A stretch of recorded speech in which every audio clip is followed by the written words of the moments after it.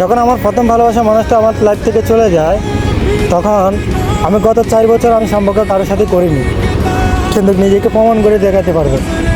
আমি কখনো চাইনি আমার লাইফে কোনো মেয়েকে আনবো, কিন্তু তৃতীয় ভালোবাসা মানুষ আসে, সেও আমাকে ধ্বংস করার জন্য বসে রয়েছে। সেও আমার সুযোগ সুযোগ বুঝে আমাকে আঘাত করতে চাচ্ছে।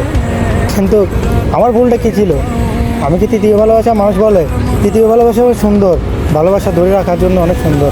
তৃতীয় ভালোবাসা বুঝে হবে, তোমাকে বুঝিয়ে নিবে, কিন্তু সেই ভালোবাসা মানুষটা তো আমাকে ধ্বংস করার জন্য চেষ্টা করতেছে। আমি তাকে কল দিই, সেও আমার গুরুত্ব বুঝে না। আমি তাকে গুরুত্ব দিচ্ছি, সে আমাকে গুরুত্ব দিচ্ছে না। সে আমাকে অবহেলা করতেছে। তার মন চাইলে সে আমার সাথে কন্ট্যাক্ট করে, নাহলে কন্ট্যাক্ট করে না। তার মানে কি, সেও আমাকে ধ্বংস করার জন্য বসে আছে। আমার মনটাকে নিয়ে খেলা করার জন্য সেও বসে আছে। তাহলে আমার ভালোবাসা কি বলছিল? জানি না এই মানুষটাও কেন এরকম করতেছে। আমি তো কখনো কারোর কাছে অপরাধ করিনি, দোষ করিনি, তবুও মানুষ আমাকে কেন এত অবহেলা করতেছে।